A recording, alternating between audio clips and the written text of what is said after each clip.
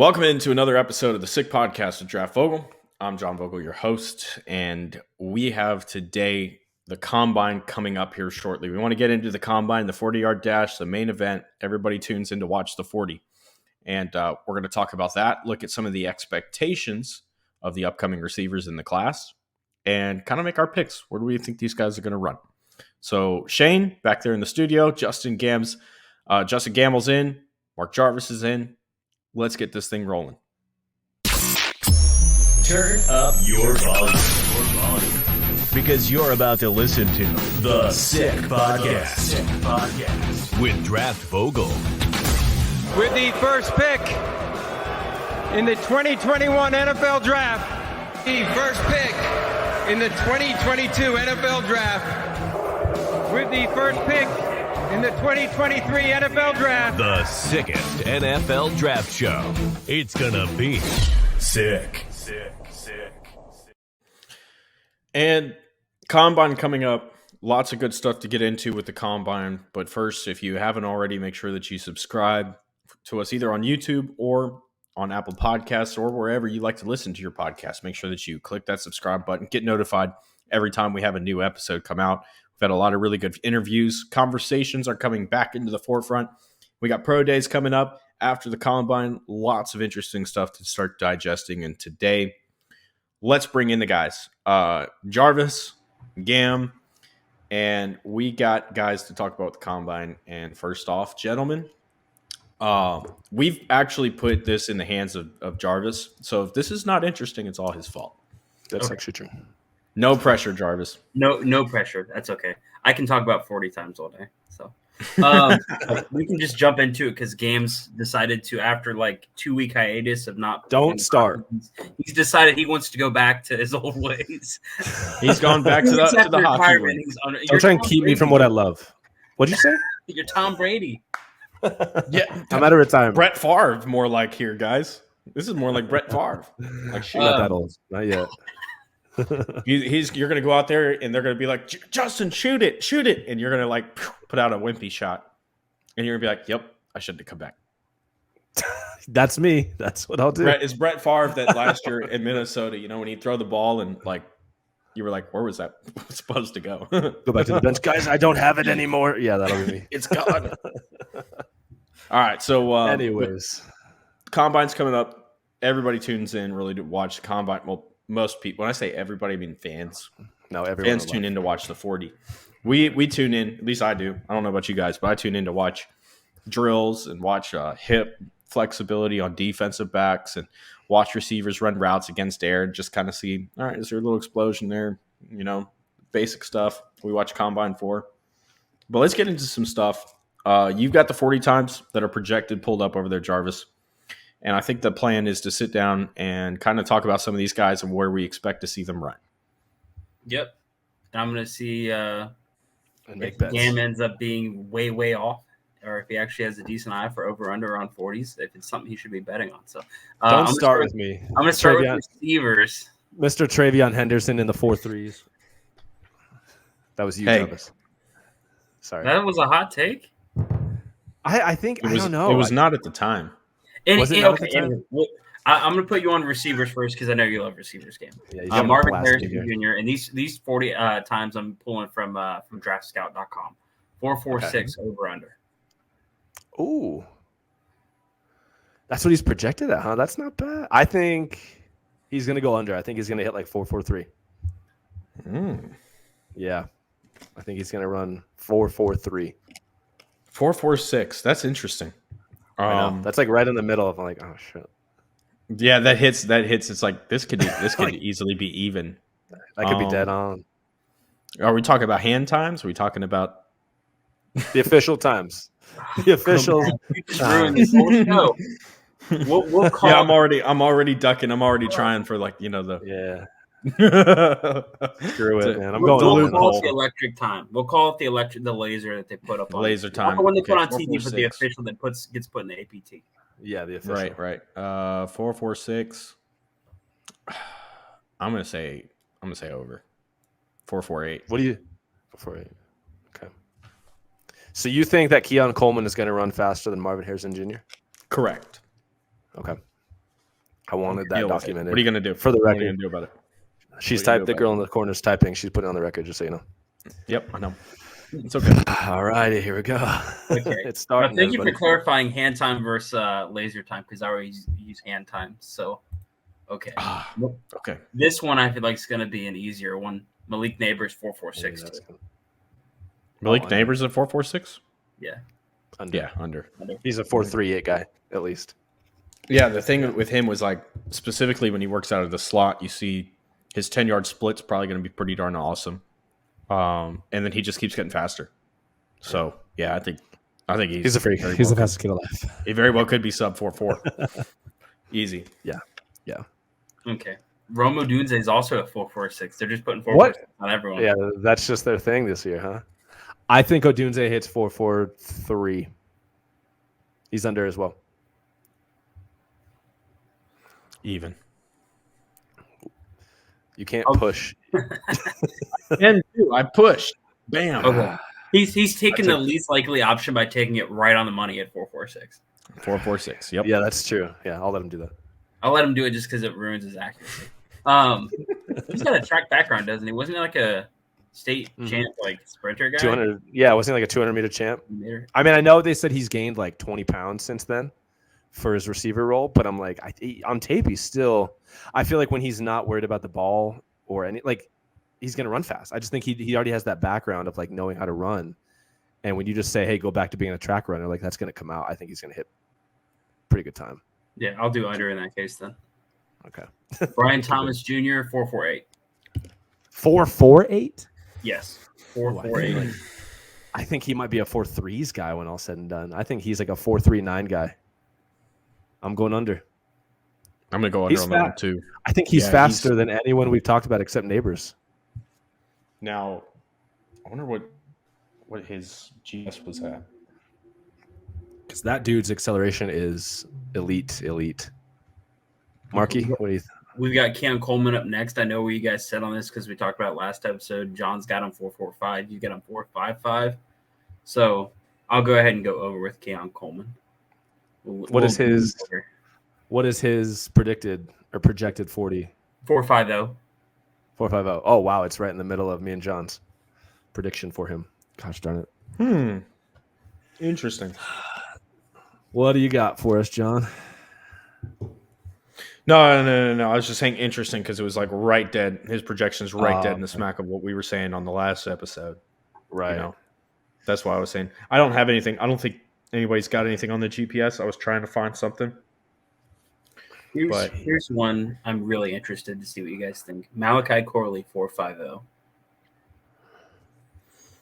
Ooh. He's gonna be over that. He's gonna be a 4.52 guy. Yeah, I'm going to be right there with you. I mean, Rack King, Great player. Yeah, great player. You know what was funny is I talked to him the Friday night before the Senior Bowl a little bit, just because we have that mutual friend in Austin, and so that was an easy conversation to kind of start. But I brought that up. I brought up the Rat King. I said, yeah. He said, going for Rat King. He says, no, I ain't the Rat King anymore. This is Debo. I got to beat him out now. I went, interesting. Hey. I like it. And That's your comp, bro. He's understanding the assignment. Yeah. That is Here's true comp. He's freaking deep. What did Debo run? 4.49, I think. 4.48. I thought it was 4.46. I thought he was. Yeah, I know he hit 4.4s, which was not unexpected, but like that was what he wanted. I think everyone wanted to see from him to kind of put him up Looks like he hit 4.48 Yeah, 4.48. on the 4.40 on the hand time though. So there. He went to Corley, the second round. if Corley runs 4.6, does he fall out of? Where does he fall to? Is that like a late day 2, early day 3? That's around 3 or 4. Because teams that love him might still take him around 3, but he's going to fall at around 4 or 5, possibly even. Okay, I've got one I don't know. I don't know if you guys are ready for this. I might hang on to this one. Oh, Do it. Say it. Malachi Corley, 32nd overall, Kansas City. I wasn't ready for that, and I won't ever be. But they did take Clyde Edwards-Helaire. You know what? So who knows? Yeah, they always take somebody who's projected farther down the board. They took an undrafted running back first round, so what else is possible? Anything. But if you think listen, think about it. You got Malachi Corley, Rashi Rice, whoever you go get in free agency, because they probably add somebody to kind of help out, stack the group. All right. But With it's an Patrick auction. Mahomes. We just talked about it's an auction. They're smarter than that. Kansas City If they doesn't do don't that. need to take him, I just think like the receiver class is so deep. Why reach that hard? Why reach that Because you're far? picking 32nd, and your next pick is going to be 64. But I think they could get him past 64 even. You know what I mean? I don't think they're going to. I really don't. Let's see. I think Corley. So the first thing about what he just did in Mobile at the Senior Bowl, if you watch the Western Kentucky offense, I think I had a couple of scouts tell me this. They were like, I've never seen an offense throw so many bubble screens. And that's what Western Kentucky threw a lot of, was bubble screens. Because you got Malachi Corley. You can throw it to him. He's going to get yards after the catch. He's going to be awesome doing it. And the way But they the spaced problem- the field out too.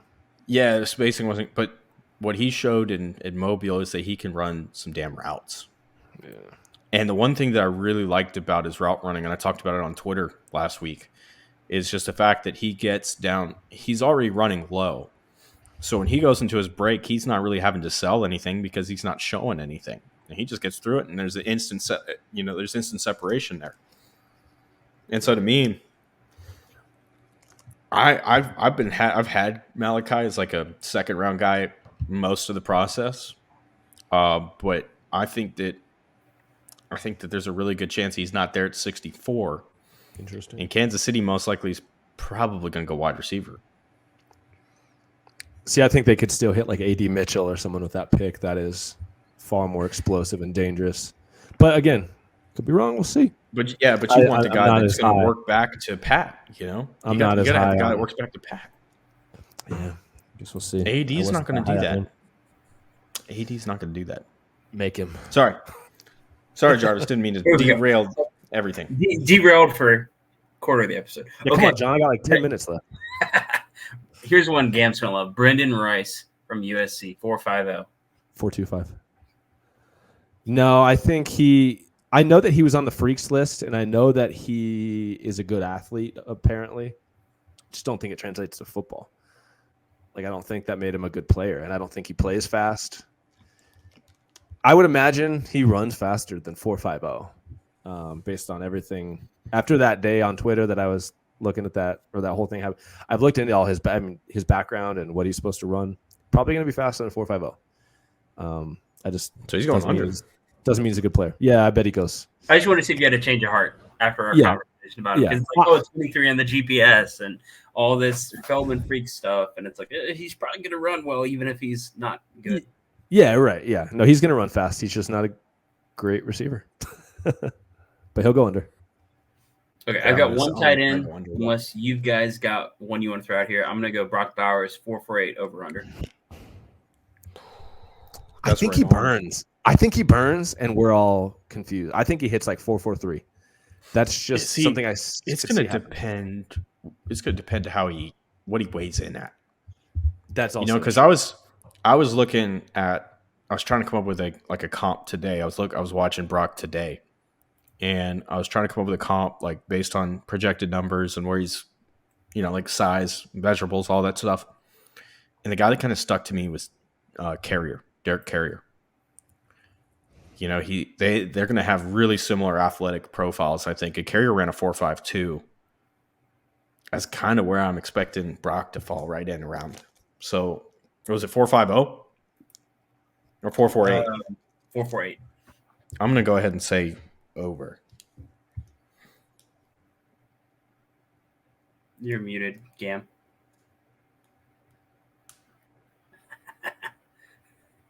Nope, we cut lost him. We we lost cut him Gam from mid-episode. He's got to check his stuff. Look at that. Okay, I guess he doesn't get to respond to that. I'll go ahead and throw out. I'm going to go over just because how hard it is for tight ends to get down there, and that's why I think he's going to be a freak athlete. But just 4.48 is such a high bar to try to hit. Am I back? Yes, you're back. Yeah, you're back. I think he's Your going light's to come in back on. light. He's going to run 4.43. Prediction. I have to wonder because Plesto had him at 230. I don't think he comes in at 230. I think he comes in closer to 240. What do you think he played at during the year? Because I could 230. see He might even play at 225, bro. That's what I was thinking. I feel like he was under 230 during the year. He looked like it. I wish I knew what his agent was advising him to do as far as what teams want. Do teams want to see him weigh in heavier so they pretend he can block? Or do they just say, screw it, you're a pass catcher? You know what I mean? He can block. Come on, man. But you know what I mean. Like, are they? Because right now if he's 6'4", 230, and he's this dynamic with the ball in his hands, and as a route runner, seam stretcher, they're not going to say, we know blocking isn't your strength, but add 10 pounds and we'll kind of force you in there. Like, he's not that guy. And I don't even think at a certain level, you're not going to say stand in there and block defensive ends. That's not ever going to be what you ask Brock Bowers to do. Yeah, so I just feel like he's going to be asked to play the Kincaid, type. Yeah, role. exactly. Which is don't block. It's be a pass catcher, and that's why I'm wondering if he should just go all in and say, like, I'm going to be I'm a big dynamic slot. part of your offense. Yeah, I'm a dynamic part of your offense, but I don't block. Like, which do you prefer? But he can block. That's the thing. Isn't great at it. He's actually kind of nuanced with it. He goes inside and he sits there and delivers punches. He's a little bit of waist bender, but yeah. But he against can NFL block. defensive ends, I don't think I'd ever want. He played against them. SEC, bro. Come on. And blocking was, and he shitting wasn't on the great at SEC. it, and he wasn't good at it. Anyway, sorry, Jarvis. What do you think, Jarv? Because I know you're a big Bowers guy. Like I said, I'm probably going to go over just a little bit just because it's so hard for those guys to get that low. But if he comes in at 230, like, yeah, he's probably going to be up there. What if he just be in that mid 4.4s range if he's running 230s? Okay. What if he just blows our minds and tests like Vernon Davis did? That's all. Yeah. I don't. Vernon was an alien, dude. Vernon was an absolute 4.37. I saw that today and I was like, what? Yeah. I Twitter remember would have lost its damn mind if it had been around for that. All right, we got Bucky Irving, 4.48. 4.48 under. Yeah, I'm gonna say under on that. I think he's close. He's gonna be close to 4.3. Oh, really? Well, not 4.30, but like 4.39. He'll be close. Really interesting. Yeah. I kind of get the quicker than fast vibes from him. I don't know with that little stubby stride of his. I kind of don't see that being a 40 killer. You know what I mean? Like, he might be fast, but I think at a certain point, you when your strides are that small, we see those guys that look insane on tape, and then they run 4.48 to 4.55, and we're like, dude, I thought he had home run speed. I think he's. You know what? I'm going to say over, actually, Jarvis.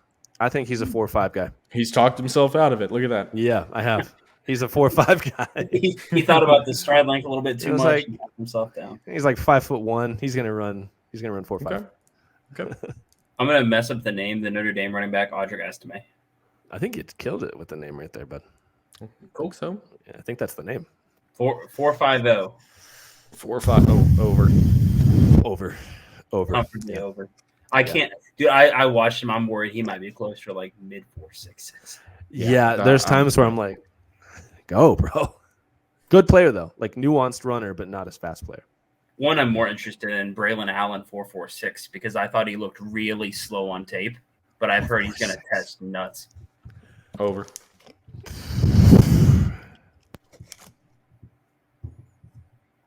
We lost you again, Gam. Your light went off on your mic. He blew into it too hard. He did. Come on, Cam. Man, he's Come really on.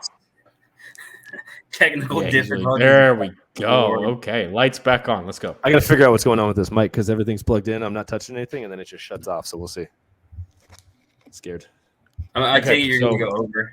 No 4.46 for Braylon Allen. Yeah, I think he's going over. I don't think to run under that is just insanity. I mean, that's speed that there's no way he has. Yeah, there's no chance. Yeah, I can see it. Okay, I got a couple defensive ends, couple linebackers.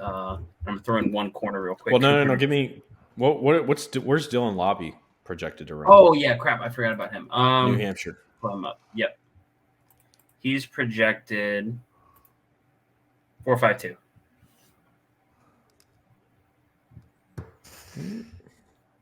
Man, that's a tough one.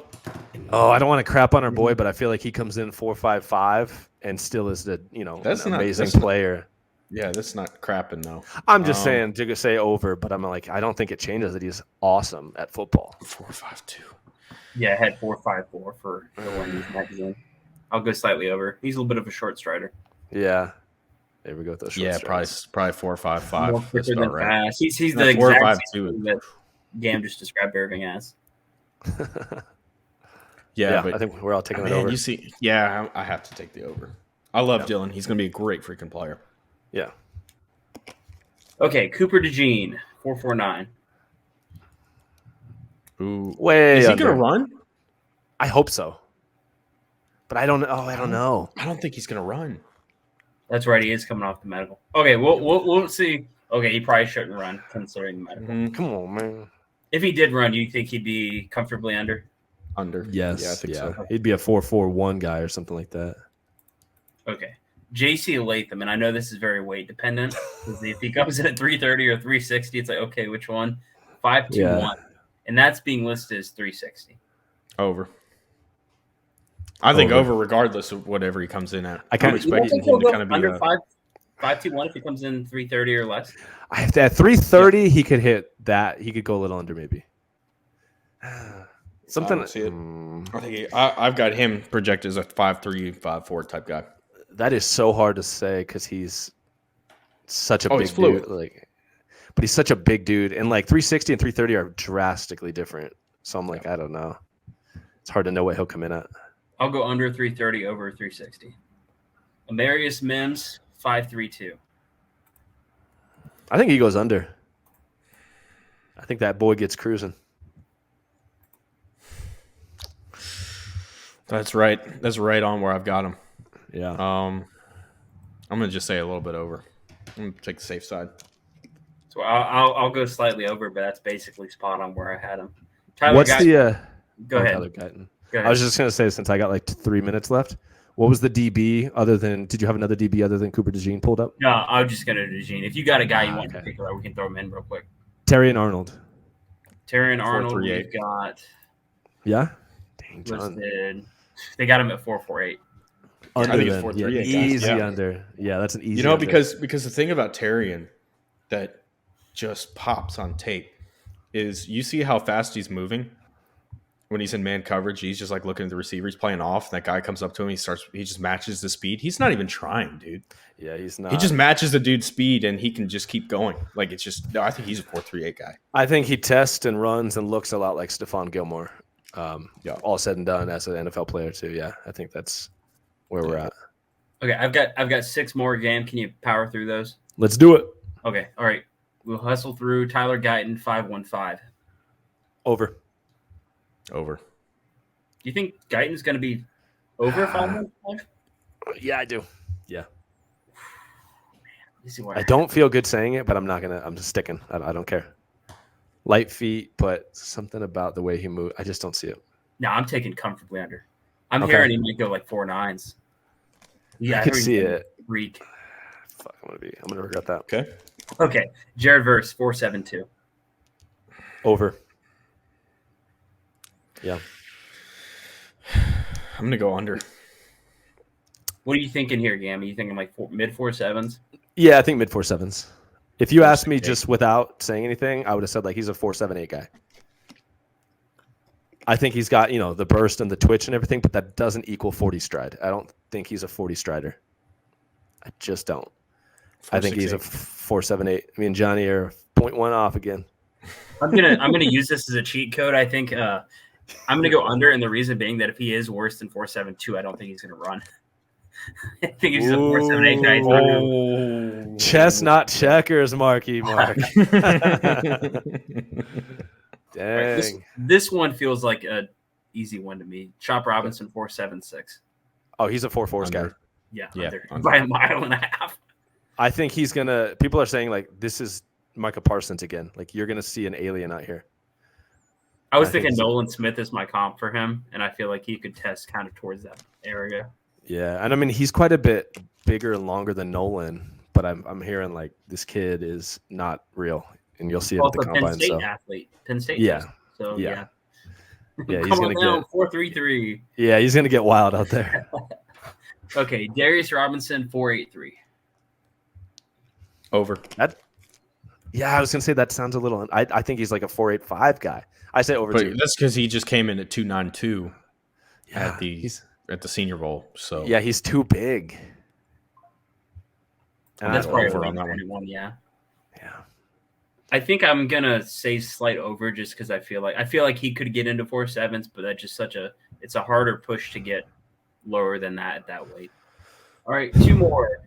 I gave you two linebackers who will have to figure out how you guys feel about Let's their do speed. it. Jeremiah Trotter Jr. 4.64. Over. Yeah, probably. Well, 4.68. Yeah, I'll go over. Yeah. You said it pretty comfortably. Game. What are you thinking? Like I think 4.68. 4.68. Okay, yeah, that's not bad. I think I put 4.65, so I'm right on that line. Another good player, but Eichenberg 4.73. who's this? Tommy Eichenberg Oh, Eichenberg. 4.73.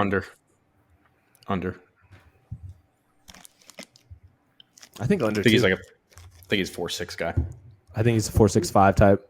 Yeah, but I think he's under. That's 4.7 feels a little rude.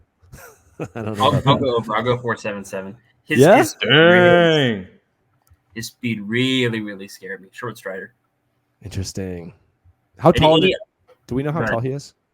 He's like 6'4", 6'3". I don't think we have anything official. He's not that big. I think Nothing official. Right? About 6'2" is what he's listed at. Something like that. Okay. Let's see. Yeah, I think he's under. Yeah, 6'2", 6'2", 1. Any other guys you guys want to throw out there that you want to hit on, or game you? I already know. I know Quinion Mitchell's about to burn up the track. So I'm not. I don't know what they even predict for him, but I think he's a 4.2s guy. I guess 4.43. So he's gone. He's a 4.2s guy. I'd bet so much money on that. Yeah. I think who else? Under. Yeah, easy under. Think the record gets broken? No. Any contenders? I've heard there's one contender. Mitchell, maybe. I don't know who else, John. No, not Mitchell. I've been hearing that this Griffin out of Mississippi State's pretty damn fast. The DB? Who am I thinking? Nope. Who are we talking? Wide receiver. Shrine guy. Yeah, he's a Shrine guy. Oh. I don't think I've really watched him at all, so I'm not sure. It's like he's got a nickname kind of deal, like because his first name's a little bit tricky. Ladeatric. Tulu. Is Tulu the? I remember that. I remember him. I've heard he's going to make a run at it. I don't think he does it, but I've heard he's a comfortable 4.2 guy. Interesting. I've heard the same about Mitchell. Quinion Mitchell is like, if he's 4.3s, he's going to be pissed. So, dang. And I've heard Chop like if he's not a 4.4s, low 4.4s, he's going to be pissed too. I've heard he's an alien. Yeah, man. But anyway, boys, that's all the time I got. Gam's going to take off. You got a hockey game to get to? I got some stuff. Yeah. Break a leg, bro. Please don't say that.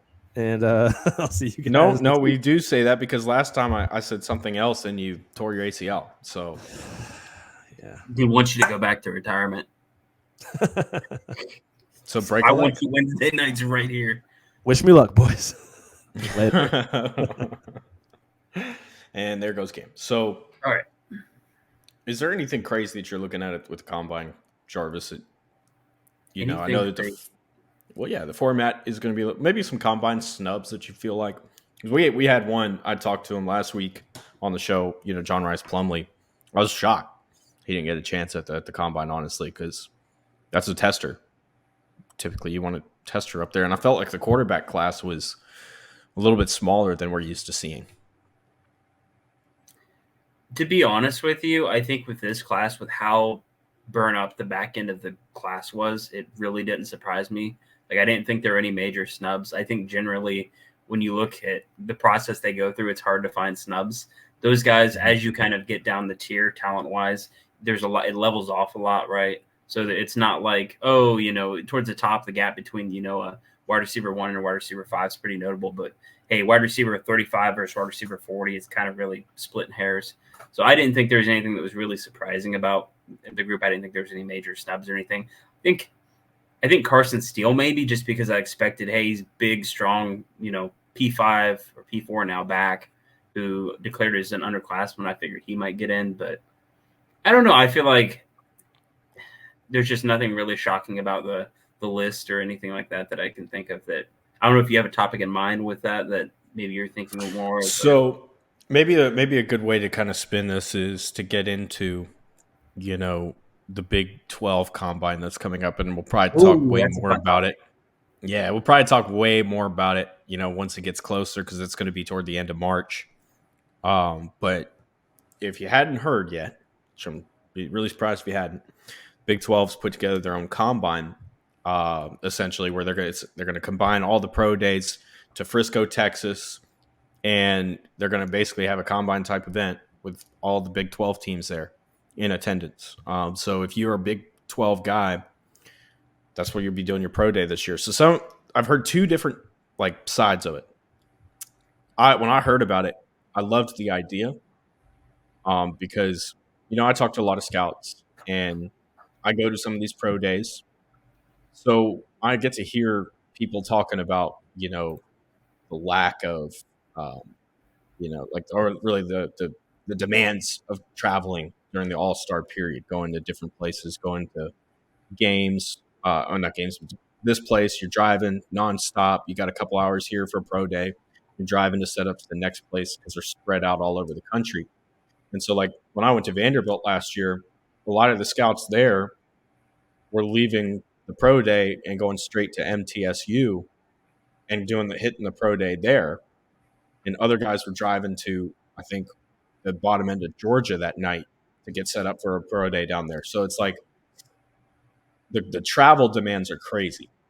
So I thought it was smart of the Big 12 to kind of combine it all into one event, put everybody out there, run them through over a 4-day period. It's going to be from the 27th to the 30th of March. I thought it was smart.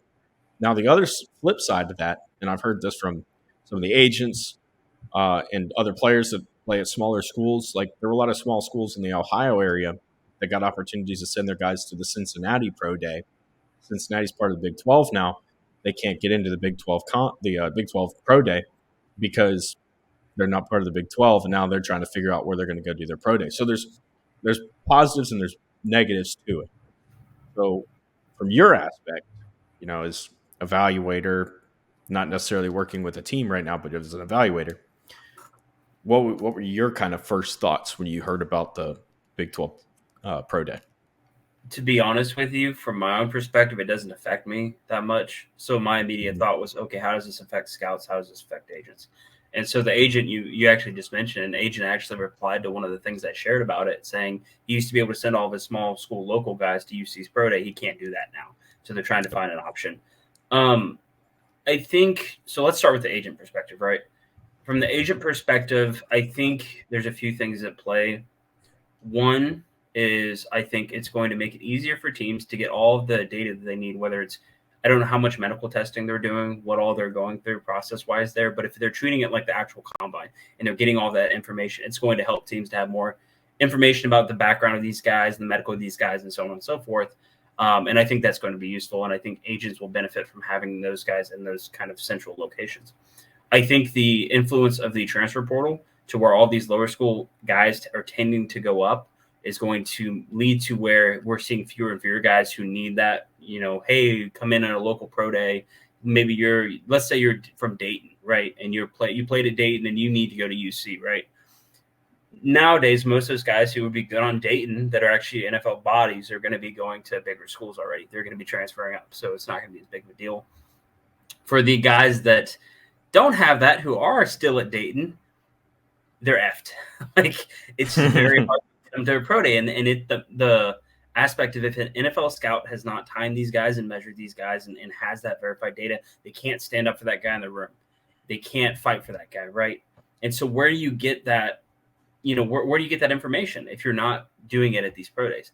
I think it would be smart for something like this conference pro day. All the teams that are in that conference, what they should do to please agents, to be honest, is, hey, take the Dayton guys, take the guys that were maybe small school guys that in the Ohio area who needed it to test at a pro day. They're allowed to come down under the banner of Cincinnati, and they have their own day blocked off for testing and so on and so forth. That creates a lot of logistical issues because, hey, you're having to take these guys across the country. Used to, you just go down the road from Dayton to Cincinnati to test at the pro day. Now you have to come all the way down to Frisco if you want to do it. That's a nightmare for agents. But it at least gets them to where scouts can time them. Maybe you could bring back regional combines for smaller school guys. I know that used to be a thing back in the day. Maybe that's an option that would help. But it's just, from an agent standpoint, bigger agents probably won't care. The smaller agents who are taking these guys out of FCS and D2, it's going to kill them. It's going to make it very hard for them to get that verified info. From a scout perspective, go ahead. The aspect that I would add too is I don't think that this is where it ends. I think that, you're going to see the SEC, the Big Ten, these conferences are going to start putting similar type events together so that they can stack them on the calendar. And that's the thing that's interesting about it too when you think about it.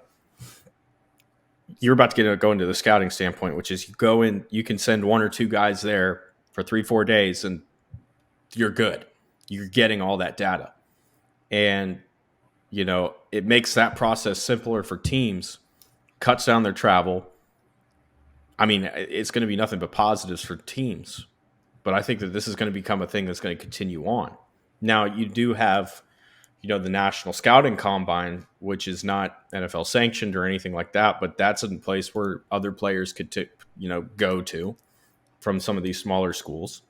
They don't usually pull a lot of big names or anybody that's usually, for lower leagues, like the UFL, the arena leagues that are coming back. They'll be using that a lot. And then even like Japan and the European leagues. But I think there's still options out there. It's just going to be how much can these people put up, the awareness of what's available for these guys. And I think that those types of events will continue to grow because you're going to see the conferences making this drastic shift toward having conference-centric pro days. And it's going to be interesting, too, because these conferences have an incentive, at least from my understanding, to not allowing these small school guys, right? Like there were some schools that when it was just school pro days, hey, we're going to just, close the doors and it's our guys only. We're not bringing in anyone else, any of these small school guys. They're not getting a chance to showcase, which just makes the life of scouts harder. You mentioned some of these other options. I almost wonder if some of these all-star games, let's say all these pro days start drying up and you can't get into, let's say, these big Power 5, Power 4 conference pro days. Is it possible that like a CGS or something might start doing that? Maybe like the HBCU combine, things like that start popping up. I don't know. I think just overall it's going to, even though it makes travel easier for scouts, I think it just makes a lot of people's lives harder, especially on the lower end of the totem pole as far as agents and players go, guys that are more of that UDFA down into tryout and maybe even reject territory where you're just trying to get the data to know, hey, how fast is this guy? How big is he? So on and so forth. With scouts, I'm interested because I saw the comment about it. I forget. I think it was from something Neil Stratton put out. He's plugged in. And it was essentially along the lines of with these guys having these big pro days you could go to like, let's say West Virginia's pro day. I go to West Virginia's pro day and I can go and talk to a lot of the staff there and they're going to be open about the players because they're done with them, right? Like I get information that I don't normally get during the season. I have more access to the coaches after the season, so on and so forth. If you go down to this pro day and let's say the coaches don't come, maybe you have 1 or 2 coaches representing that school, you don't have access to those guys. You're losing information that you would be very valuable late in the process, where maybe guys are a little bit more open about who these players are. I think that's a very important piece. I think, and this is the thing too, right, is it's going to make it easier on scouts travel-wise. But scouts, they're traveling the country all year. Like all fall, they're traveling. It's not like they're afraid of travel. Like it's not like it's hard. It's very hard, but it's not something they're not used to, right? And if their job is, okay, we're going to travel and collect this information, does that impede that in any way? I think that would be my thing. I'm not the type of person who could ever be an area scout. I don't have that type of traveling in me. And so maybe I'm just sitting here from a poor perspective saying this, but if I had that job and it was my job to travel and collect the info, I would want to be able to do that if it meant I got more info. Because most people, I think, you get those 2 weeks at home between the end of the All-Star season and the combine. And so you kind of get to settle back in, and then you're back out on the road for another month. So they want that to be done as quick as possible. So that's kind of the other thing about pro days, where it's almost a little bit of a disadvantage, because unless you're close to home and you're just traveling, like the Tennessee Titans going to Vanderbilt, same city, they can send 3 guys out there. They can send their in-house guys out and not have any problem collecting that data. It's tough on them because they don't want to. They're burnt out at that point. From traveling all fall, traveling all January, missing a lot of the holidays and stuff. And they got that glimpse. They got that little time back at home, and it's like, oh, you're getting ripped away from it again. It is part of the job, but I think it's understandably something that would be frustrating. So the more that you can centralize everything and kind of make the stays a little bit more permanent, I think that a lot of scouts are going to like that. This is a good point that you bring up about coaches. That'll be one thing we'll have to monitor with this Big 12 Pro Day. What does the coaching presence look like? You're in the middle of spring training for a lot of these programs. So it's a great point. Have you talked to many scouts about this? Just curious. A couple. I've talked to a couple. Yeah. Not as extensively. Was it like a unanimous, we're ready, we're happy to have it, we want to be home more if we can and make life easier in March, or how did that go? If you can share. The less that you can travel, the better. That's kind of where it is. So if you go to a hotel, you're staying there for 3 days because you got this 4-day pro day event. That's a bonus. You're going back to the same place, especially if it's real close by. Whereas instead of driving, 500 miles a day between pro days, going to different places over those 3 days, it gives you a little bit more time to actually kind of relax, process different things and all that. So go ahead. I think the majority of scouts are going to like it, personally. I know if I was on the road, and I can do the travel stuff because I do that a lot already with the different jobs that I do. I would be very happy about it personally, and I would be pushing for conferences to start doing it more as a whole sooner rather than later. Were they at all concerned about the issues of, okay, we're not maybe getting the same level of info on the smaller school guys? No, because I think the expectation is something's going to come in there and fill that spot. It's going to fill that void, So I think I don't think anybody's too worried about it from that aspect. This year, it's going to suck for a lot of those schools that were in that Big 12 area, but lucky for them, you got a lot of different options. And then I know that certain schools, Tennessee, for example, is one of those schools. They have like a mini pro day the night before their pro day where they bring in all the local school guys that don't have, individual pro days, and they work out there in front of teams, because we had to get an Austin P guy into that last year. And, that's one of those closed off to the media. Nobody can get in. Not even agents can't get in. So, but they have that available. So some schools are going to continue to do that for the time being. It's just really a matter of just making the calls and figuring out where that is right now. I mentioned the National Scouting Combine. I think Jay Wilson runs that. And they've done that for the last couple of years and sent out some pretty good data booklets of the stuff that they collect there. So there's options. You just gotta, I don't know where the awareness is for a lot of agents with it right now. I think if I had to pick one side to come down on, I would lean towards whatever makes scouts' lives easier and whatever the preference is. Because like I said, it's easy for me to sit here and say, well, you're missing this information but at the same time, I'm not traveling all fall and then have to get right back on the road after being at the combine, for a week and going through that, nightmare process. And then, okay, now go travel and, hit the road again. So whatever makes scouts' lives easier, I would lean on that. And I think part of that comes down to the scouts are forced to do their job no matter what, right? Like they have to cover that area no matter what. Agents can pick and choose. Hey, do I want to represent this guy from a D2 school from Ohio? And maybe not know that he's going to get that testing. It's on them to want to represent that guy. It's not the scout's decision, whether or not he goes to pro day if the pro day is up. So I think that optionality there makes it easier to come down on the side of scouts. Yeah, and the transfer portal, like you already mentioned, is sending guys up anyway. So, it's I actually had somebody ask me if I thought a D2 guy was going to get drafted this year. I said no. I think the guy that's got the best shots, Willie Drew out of Virginia State. Mm-hmm. But outside of that, I don't see a D2 guy that looks like he's draftable. And I think the guy, and it turned into like I'm going to clown this guy kind of show on Twitter, but it's like I honestly think you're probably confusing when you say D2. Are we talking FCS? Or are we talking actually D2?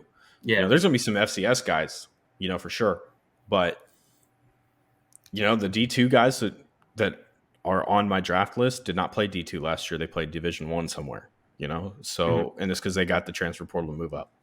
But we're at 45 minutes, so we got to cut this one off. And but good conversation as always. Make sure that you follow everybody. Gam is already gone. You can follow him at Gam Scout. Follow me, Draft Vogel. Follow Jarvis at Jarvis Scouting. Follow the show at Sick Pod NFL Draft, and we'll be back at it next episode. Shane, let's get us out of here. And that's a wrap. Hope you don't miss us too much until next time. Follow the Sick Podcast with Draft Vogel on YouTube, Instagram, Facebook, Google Play, and Apple Podcasts.